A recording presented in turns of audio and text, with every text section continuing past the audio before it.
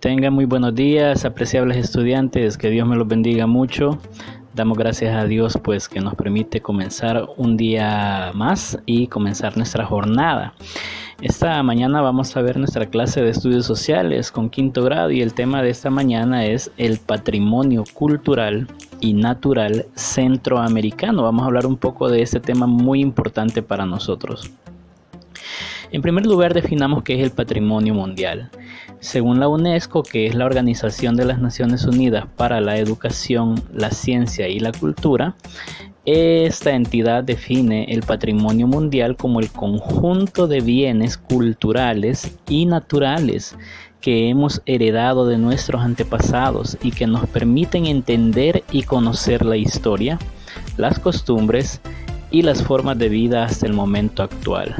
Todo esto sabemos de que es muy importante para poder conservar nuestra identidad cultural, en el caso de nosotros como centroamericanos, ¿verdad?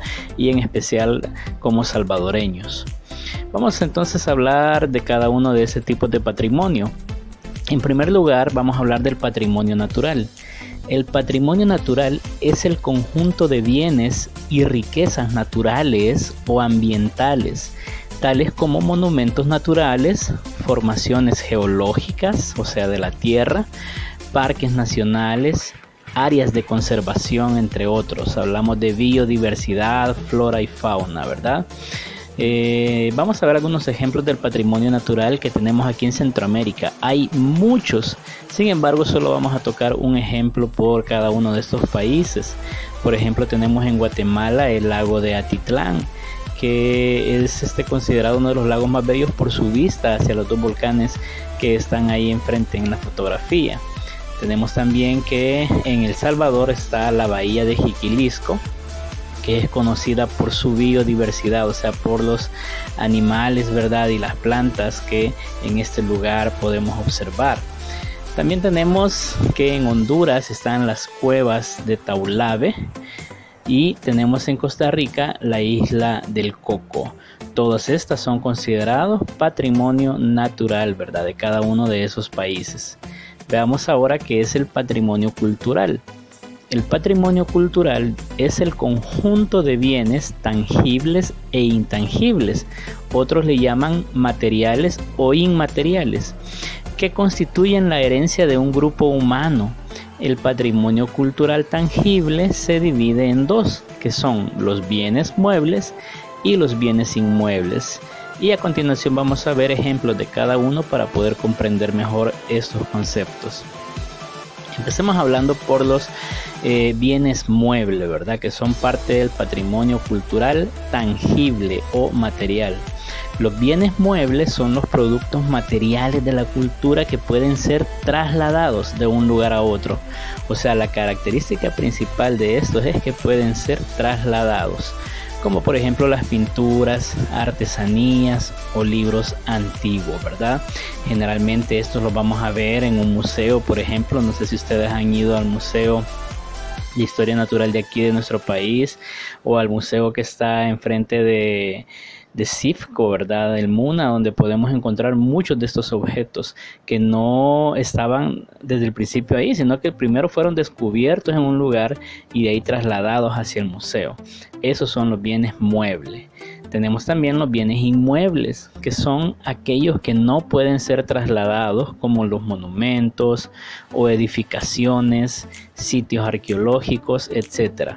Vamos a ver, por ejemplo, aquí unos sitios arqueológicos de nuestra región centroamericana. Tenemos en primer lugar este Parque Nacional Tikal en Guatemala, que es considerado por la UNESCO Patrimonio de la Humanidad, imagínense. Es un lugar muy bien conservado y muy importante de nuestra cultura ancestral.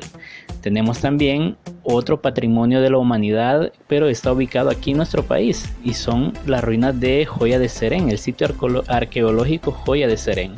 Aquí podemos ver en esta fotografía descubrimientos de los restos de una aldea, ¿verdad? Donde fue cubierta, ¿verdad? Después de una erupción volcánica.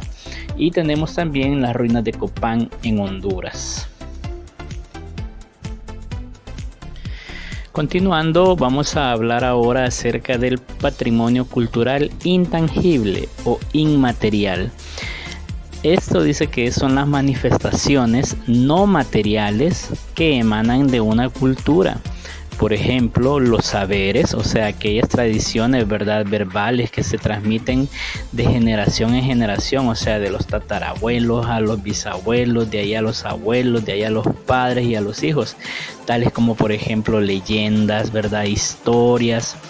Así también tenemos festividades, ¿verdad?, como las fiestas patronales que se celebran en cada municipio en nuestro país, expresiones artísticas como por ejemplo la música, la danza también son manifestaciones no materiales. Esa es la característica principal del patrimonio cultural intangible.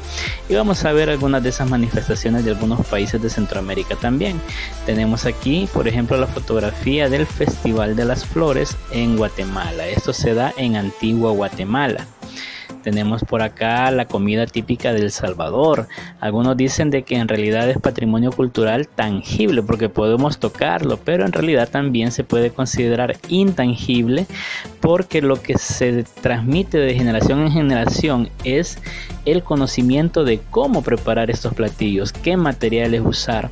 Entonces por eso se considera también como patrimonio cultural intangible. Y tenemos acá abajo también la danza folclórica el huehuense, que esta se da en Nicaragua.